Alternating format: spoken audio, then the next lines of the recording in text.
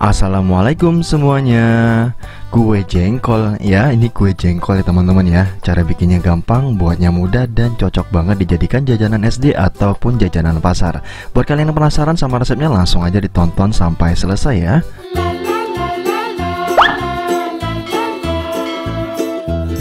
Langsung aja di langkah pertama kita siapkan wadah, dan di sini aku ada 1 bungkus bubuk santan. Kita masukin semuanya dan langsung aja kita tambahkan air mendidih. Pastikan airnya benar-benar mendidih ya teman-teman ya.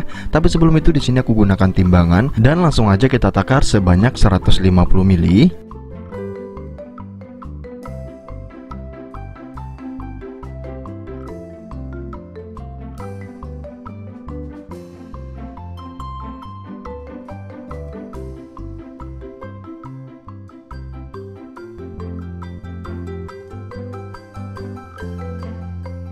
Dan ini udah, langsung aja kita aduk sebentar ya. Kita aduk sebentar seperti ini, lalu kita sisihkan. Kita lanjut ke step selanjutnya.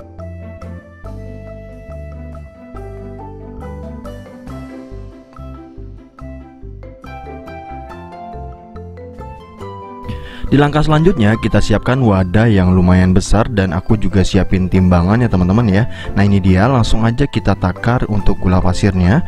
Untuk gula pasirnya aku pakai takaran sendok juga, jadi kalian bisa hitung. Dan di sini aku pakai 100 gram ya. Kalau udah, langsung aja kita tambahkan garam. Untuk garamnya di sini aku menggunakan 1 sendok teh garam seperti ini, dan lanjut aku juga pakai telur ya.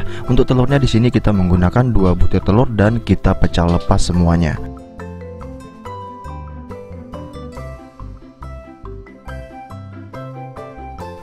Setelah itu langsung aja kita aduk sampai si gula pasirnya larut.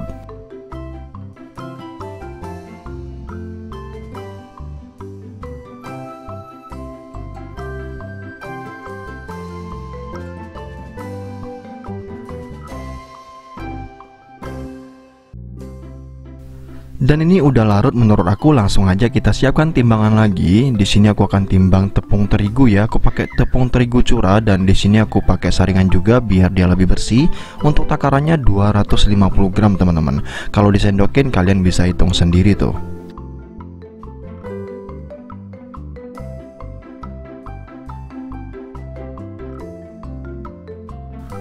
Jadi kalau kalian beli tepung terigu curah, pastikan kalian saring seperti ini ya. Biasanya penyimpanan si pedagang itu kadang kurang bagus teman-teman. Jadi pastikan kalian saring seperti ini biar dia lebih bersih ya. Nah ini kita saring sebentar aja seperti ini.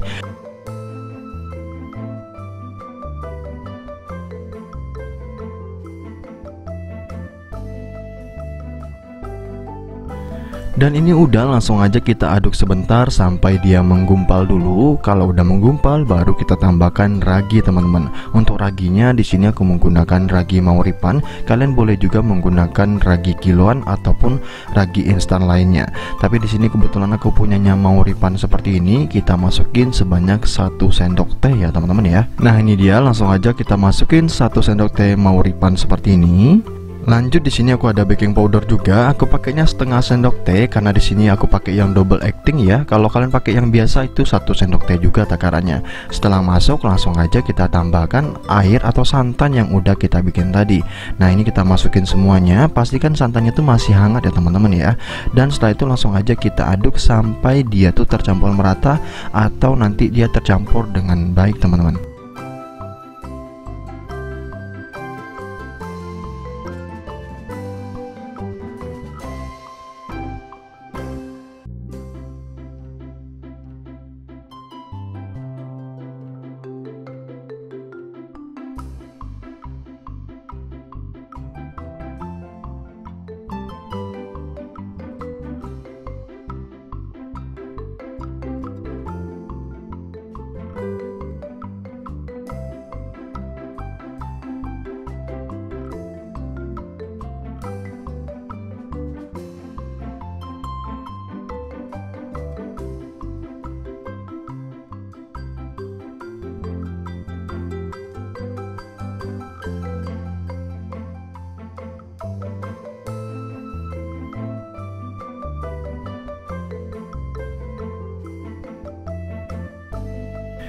Dan ini udah tercampur merata dan udah lembut banget seperti ini. Ini langsung aja kita istirahatkan ya. Jadi kita diamkan dulu kayak gini sambil ditutup dan kita biarkan selama 1 jaman. Dan setelah 1 jam seperti ini dia ya teman-teman ya. Langsung aja kita siap masak.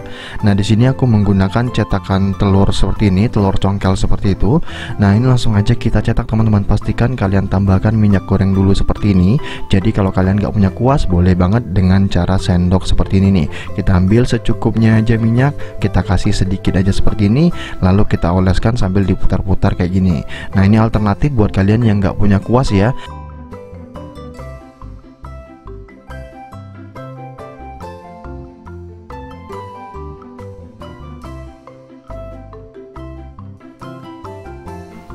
Dan ini minyaknya udah mulai panas, langsung aja kita masukin adonannya kayak gini nih. Jadi jangan terlalu banyak, kita kasih secukupnya aja. Kalau bisa tuh kurang daripada cetakannya itu, biar nanti dia nggak luber teman-teman, karena dia tuh gampang mengembang. Nah ini kita masukin dulu aja.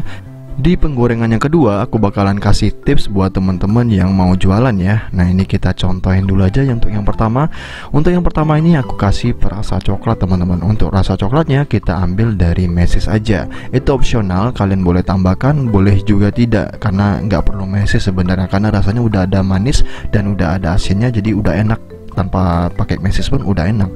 Ini karena aku pengen aja tambahin mesis, aku tambahkan mesis cukup seperti ini. Jadi mirip banget kayak pukis kayak gitu ya. Nah tapi ini rasanya bukan rasa pukis teman-teman. Nah ini langsung aja kita masukin mesisnya seperti ini. Dan kalau udah cukup mateng, kita langsung aja balik seperti ini nih. Nah cuman resikonya kalau menggunakan mesis seperti ini, kalau kita balik seperti ini, biasanya cetakannya tuh gampang gosong ya. Jadi ya udahlah, kita coba dulu yang ini ya. Kalau dia tetap gosong, kita pakai yang original aja. Ini kita balik aja. Tapi kalau teman-teman pengen tambahkan ada topping seperti ini, itu boleh banget kalian tutup ya. Jadi persis kayak kue pukis kayak gitu ya. Nah tapi karena di sini aku pengen jadiin kue jengkol, jadi kita bolak-balik seperti ini. Kalau udah gosong kiri kanan seperti ini, atas bawahnya udah gosong, langsung aja kita angkat dan kita cetak lagi. Nah untuk cetakan yang kedua, kalian harus pakai kuas teman-teman. Kalian harus punya kuas ya. Karena apa? Karena itu jauh lebih hemat lagi. Minyaknya kita kasih olesnya tuh sedikit aja, nggak usah banyak-banyak kayak yang pertama tadi. Dan lagian kalau kita terlalu banyak ngasih ke kuenya, itu nanti dia berminyak teman-teman. Nah kita kasih secukupnya seperti ini. Nah kalau teman-teman lebih pengen lebih hemat lagi, itu boleh banget menggunakan margarin ya. Jadi diolesin dengan margarin seperti itu, jadi rasanya makin lebih enak lagi teman-teman. Nah ini seperti ini aja udah cukup. Dan langsung aja kita cetak lagi. Nah yang kedua, cetakan yang kedua ini pastikan kalian tuh jangan sampai melebihi dari batas cetakan ya. Kalau melebihi batas cetakan, hasilnya tuh kurang bagus teman-teman. Nah seperti ini aja udah cukup. Kita cetak sampai selesai ya.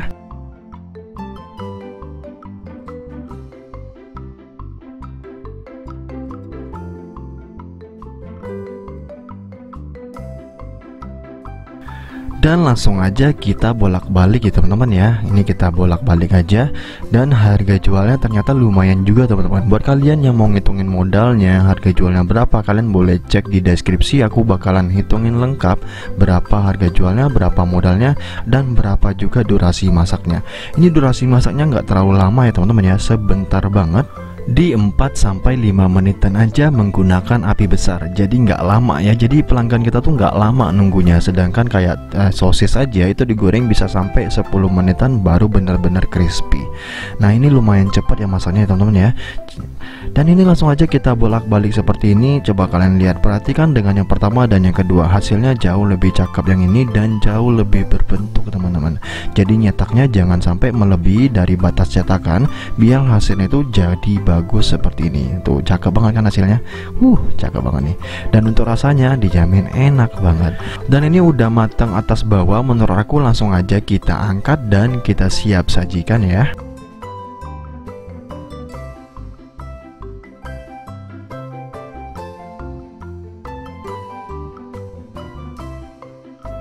Dan ini dia hasilnya setelah aku bikin semuanya ya. Hasilnya bener-bener banyak banget. Dan setelah aku hitung-hitung itu jadinya 68 potong atau 68 pieces kue jengkol kayak gini. Gimana? Banyak banget kan? Untuk harga jualnya boleh kalian sesuaikan. Tapi buat kalian yang nggak mau hitung-hitung, boleh nih cek di deskripsi, aku bakalan hitungin lengkap berapa minyak, berapa gas, dan berapa juga bahan-bahan yang kita pakai. Dan untuk teksturnya sendiri itu benar-benar lembut, dan ini rasanya tuh manis gurih seperti itu. Dan kalian bisa lihat sendiri, wow, matangnya sampai ke dalam-dalam. Dan ini enak banget ya teman-teman ya. Aku lebih suka rasa yang original daripada yang pakai mesis. Tapi buat kalian yang pengen dikasih mesis itu boleh banget ya, karena rasanya nggak kalah jauh lebih enak juga. Jadi imbang lah rasanya antara yang coklat dengan yang original. See you in the next video. Thank you.